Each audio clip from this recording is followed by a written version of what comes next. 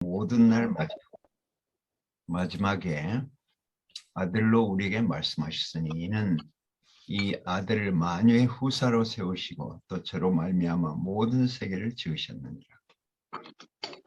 이는 하나님의 영광의 광채시여 그 본체 형상이라. 그의 능력의 말씀으로 만물을 붙드시며 죄를 정결케 하는 일을 하시고 높은 곳에 계신 위엄의 우편에 앉으셨느니라. 구약은 모세를 통해서 주어졌는데 지키면 복을 주겠고 지키지 못하면 저주를 내린다. 이런 양당 간의 결정에 대한 그런 문제가 돼서 결국은 이스라엘은 이 법을 지키지 못하고 망하고 말았습니다. 표면적으로는 열심히 지켰는데 하나님이 보시고는 이 백성은 마음은 내게서 멀구나. 다 잘하는 것 같은데 마음이 없다는 것이죠. 하나님은 마음을 보시는 분이니까 겉으로 하는 것은 소용이 없습니다. 늘 율법을 열심히 지키고 있음에도 불구하고 율법을 안 지킨다 이렇게 책망을 받았습니다. 왜냐하면 마음이 서로 하나 되지 않았기 때문에. 그래서 이제 신약을 주게 되고 내 법을 저희 마음에 두고 저희 생각에 기록하리라 이렇게 했다 이거죠. 우리가 노인이 돼서 보청기를 끼워도 뇌에서 이 소리를 해석해주는 그 세포가 고장나 버리면 보청기에 끼워도 소용없어요. 우리 어머니가 이제 90이 넘어서 보청기를 끼웠는데 아무 소용없더라고요. 그리고 막 삑삑 소리만 나지. 그래서 어머니가 그냥 귀에서 보청기를 빼더만 땅에다가 떼기를 쳐버렸어요. 그러니까 속에서 소화가 안 되면 헛일이다 그런 얘기죠. 그래서 새 언약을 주겠다. 너희 뇌세포가 잘못돼서 귀가 안 들리니까 뇌세포를 고쳐주겠다. 말씀이 육신이 되었다. 저는 그거를 어렵게 생각하지 말고 그 말씀이 육신이 되었다는 말은 하나님 말씀이 잘 소화됐다 그런 말이죠. 그러니까 하나님 말씀이 잘 소화되고 또 그 마음이 있고 그 생각이 깊고 돌비에 쓴 것이 아니고 먹으로 종이에 쓴 것이 아니고 영으로 심비에 새겼다. 같은 말입니다. 그러니까 옛 언약의 사역자들은 속에 없고 겉에만 새겨졌는데 새 언약의 사역자들은 속에 깊이 새겨졌다. 하나님 말씀을 먹고 완전히 소화했을 뿐만 아니고 소화제까지 다 먹어서 완전하게 소화돼서 이제 그 레마가 되었다. 요새 그 레마란 말이 그렇게 좋아요. 그러니까 죽은 말씀을 듣다가 산 말씀을 들으면 얼마나 좋습니까? 영양분이 하나도 없는 거 먹다가 영양분이 꽉 차 있는 걸 먹으면 얼마나 좋습니까? 그러니까 대구교회가 좋다는 것은 레마가 있다는 거예요. 그 마음과 그 말과 이것이 완전히 성숙했다. 미성숙하면 또 소용없어요. 마음은 있어도 성숙하지 못하면 마음은 굴뚝 같은데 실제로 안 된다.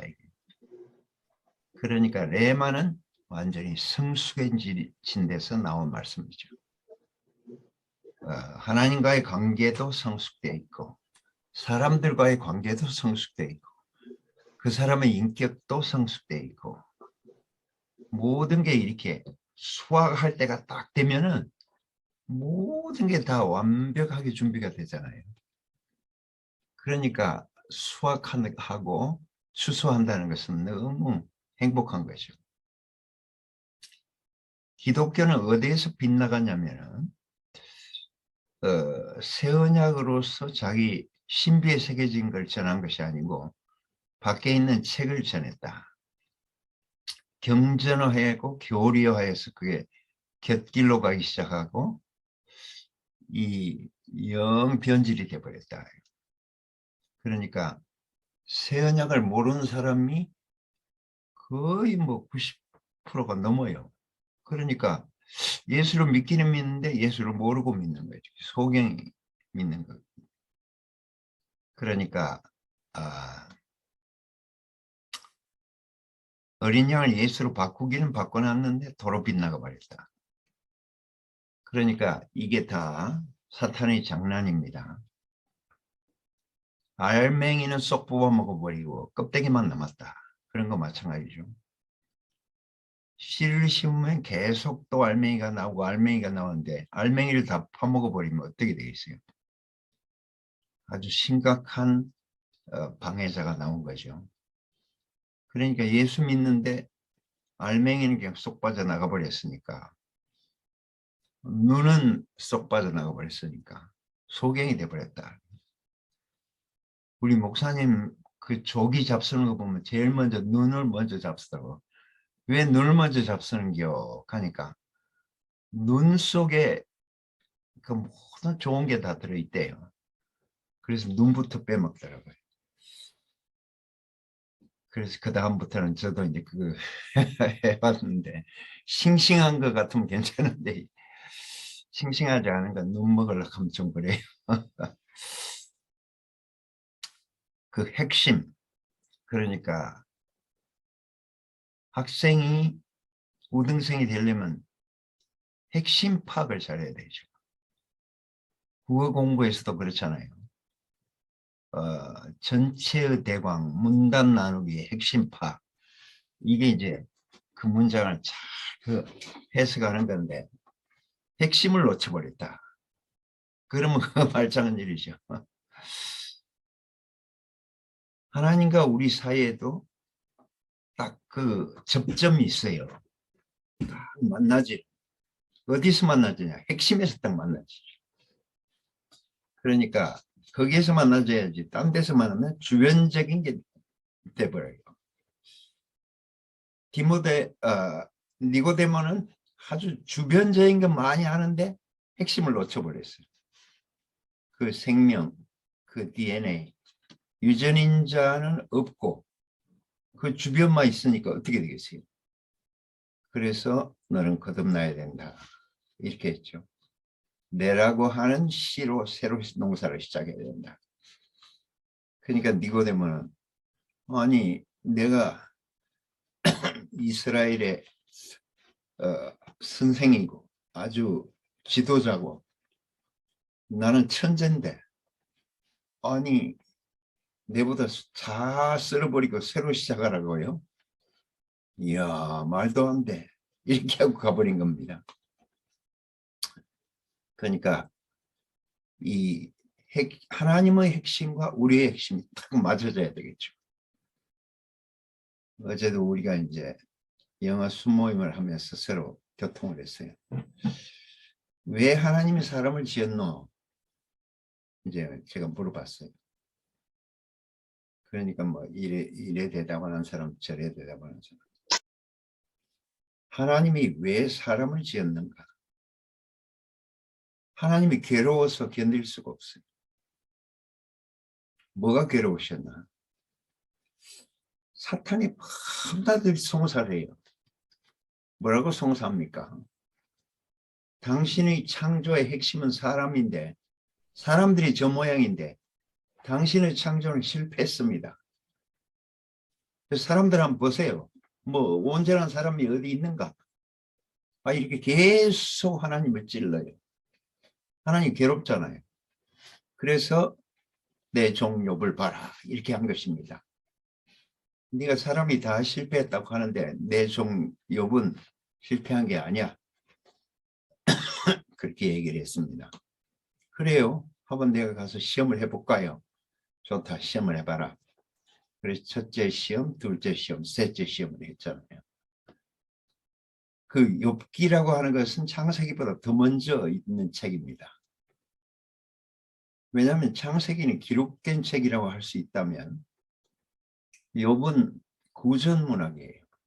나중에 기록했지만 그건 할아버지가 아들을 무릎에 앉혀놓고 얘기하고 또 손자를 앉혀놓고 귀에다 얘기해준 그런 얘기죠.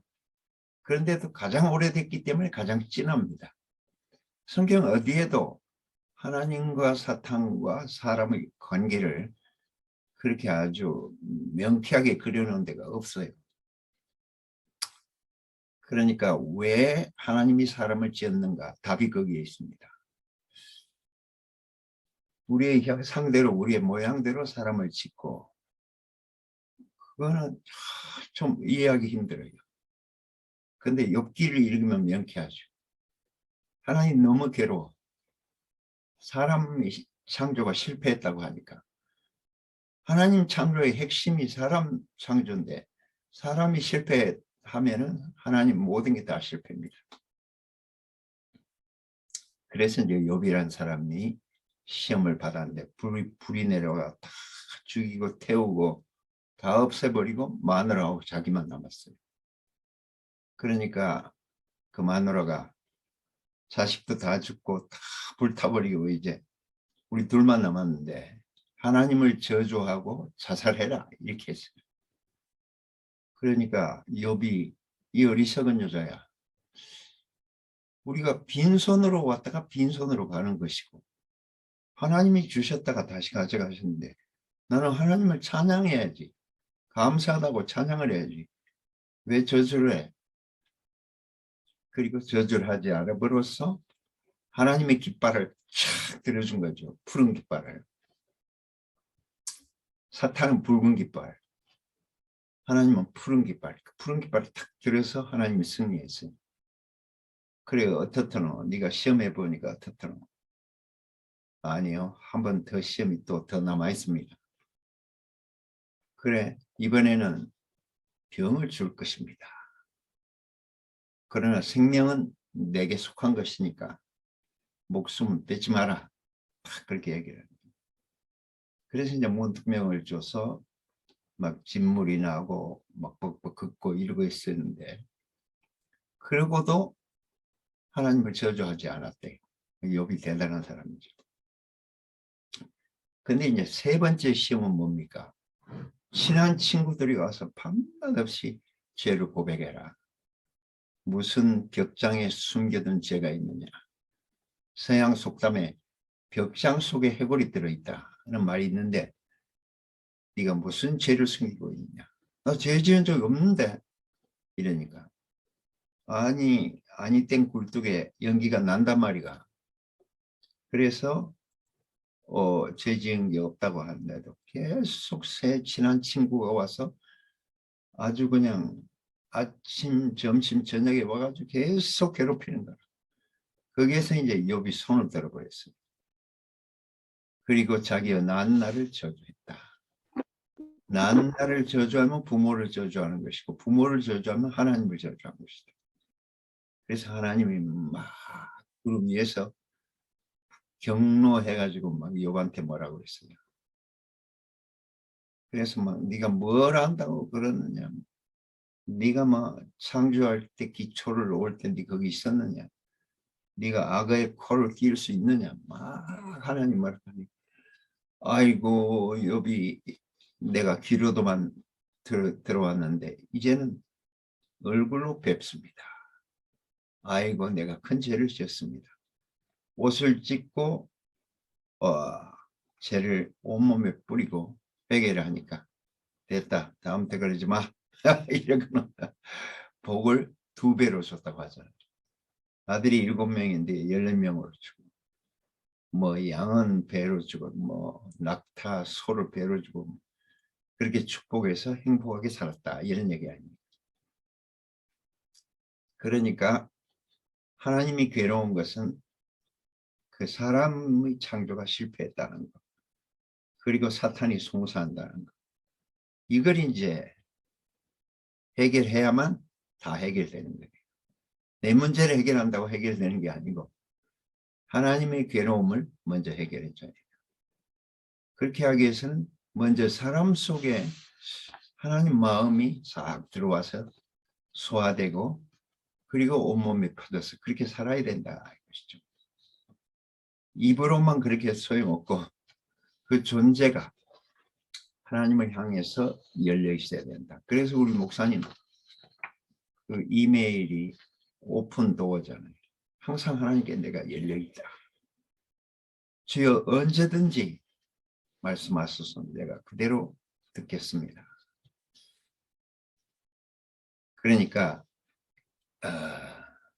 기독교의 문제점은 그 마음이 없다는 것이고 하나님을 향해서 열려 있지 않고 핵심을 놓쳐버렸다는 것이고 레마를 공부하는 게 아니고 로고스를 공부했다는 것. 그냥 펄펄 뛰는 생선을 잡아먹어야 되는데 그냥 다 말라빠진 그 생선 또 한물 간 생선 이런 거 계속 먹이니까 사람들이 배탈만 나잖아요. 이게 기독교의 문제점입니다. 그러니까 핵심을 빗나갔다는 것. 이 말씀이 육신이 됐다. 완전히 소화돼서 그것이 에너지와 피가 되고 살이 돼야 되는데 먹으면 그냥 소화를 못하고 설사해버린다. 그러면 그냥 빼빼 마르게 되겠죠.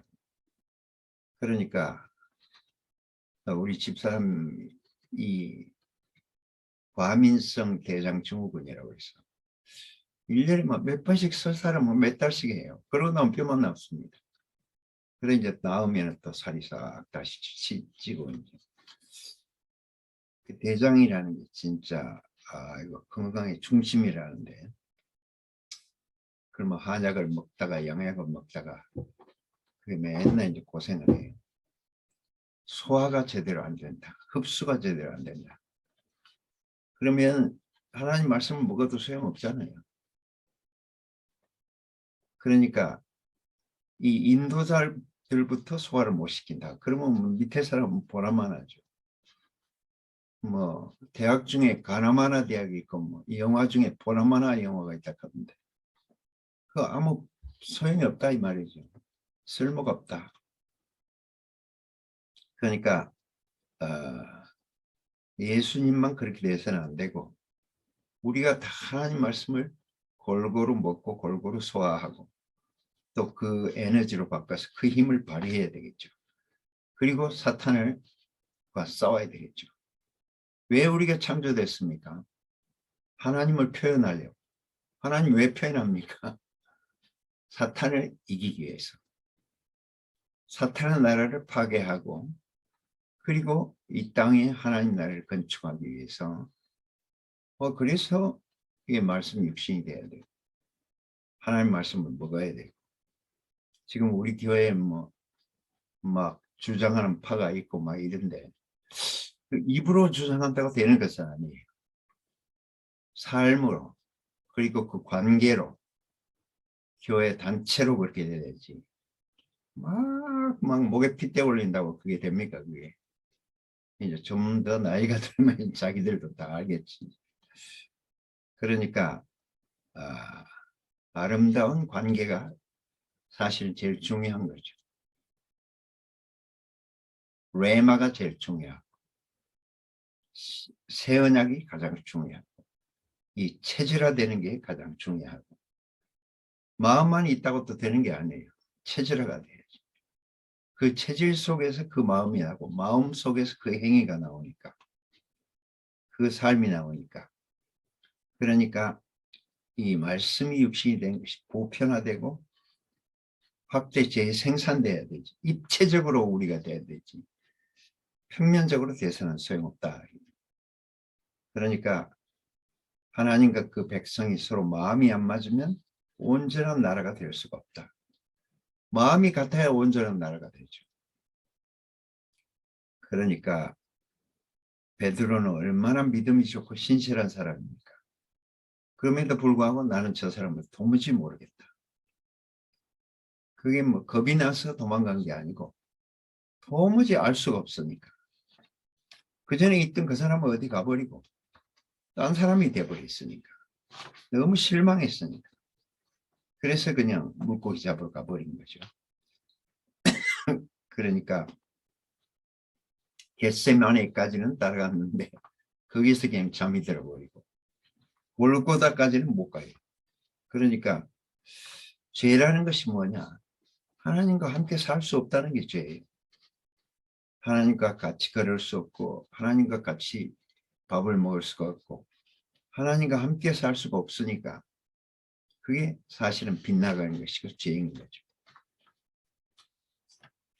우리 사위가 자진이 형제인데 자진이 형제가 저 춘천에서 약대를 다니고 있었는데 이 정근이 형제가 대구에서 춘천까지 와서 약대를 다니는 거예요. 근데 정근이 형제는 대구교회에 잘 안 나오잖아요. 적은 걸어놨는데 도사를 찾아다녀요. 좀 엉뚱한 데가 있어요. 불교 서적을 읽고 도인이 되려고 하는 이 고향은 가창이에요. 근데 우리 사위가 보니까 이야 희한한 사람이 다 있네. 세상에 저런 사람이 다 있는가. 그런데 또 대구교회 다닌다고 하니까 대구교회 어떤 교회인가. 저런 사람이 다닌 교회가 다 있나. 완전 도인에다가 뭐 관조하는 사람. 멀리서 이렇게 봐도 그냥 온 우주가 다 보이는 사람. 아, 이런 사람이 대구교회를 다닌다고 하니까 그 교회가 도대체 어떤 교회길래 정근이 형제가 다니는 교회 같으면 내가 한번 다 가봐야 되겠다. 그래서 와보게 된 거 아닙니까? 그리고 또 영환수 형제가 4년 내내 토요일마다 대구의 춘천의 거리가 얼마입니까? 그 먼 거리를 토요일마다 와서 말씀을 해주는 거예요. 그리고 밥 사주고. 그래서 이야 저렇게 성실한 사람 같으면 내가 내 인생을 맡겨도 되겠다. 그래서 이제 대구에 오게 되고 우리 딸내미하고 결혼하게 된 거잖아요. 그러니까 이게 전도라는 게 꼭 전도를 잘해서 오는 게 아니고 이 정근이 형제 같은 형제가 전도한 거죠. 또 환수 형제가 이제 그 성실함으로 또 도장을 찍었고 그러니까 이 아담에게는 가인과 아벨이 나왔는데 가인으로도 안 되고 아벨로도 안 되고 악으로도 안 되고 선으로도 안 되고 제3의 인물인 셋을 준 거잖아요. 그러니까 아벨 대신에 원한을 풀어주지도 않았고 가인을 벌주지도 않았고 그냥 이 불가능하니까 둘 다 불가능하니까 제3의 사람인 새로운 사람 그 하나님이 선물로 새로운 사람을 선물로 주신 것입니다. 옛것을 끝내시고 새로운 생명을 주시는 게 이게 하나님의 원칙입니다. 그러니까 우리 생명이 달라야 되고 또 관계가 달라야 되죠. 하나님과 창조주와 피조물 관계만도 안 되고 아버지와 아들 간의 관계만도 안 되고 남편과 아내의 관계 이 자식들은 크면 다 집 나가버리잖아요. 근데 아내와 남편은 죽을 때까지 끊어지면 안 돼요. 절대 집 나가면 안 돼요. 그게 붙잡고 있어야 되죠.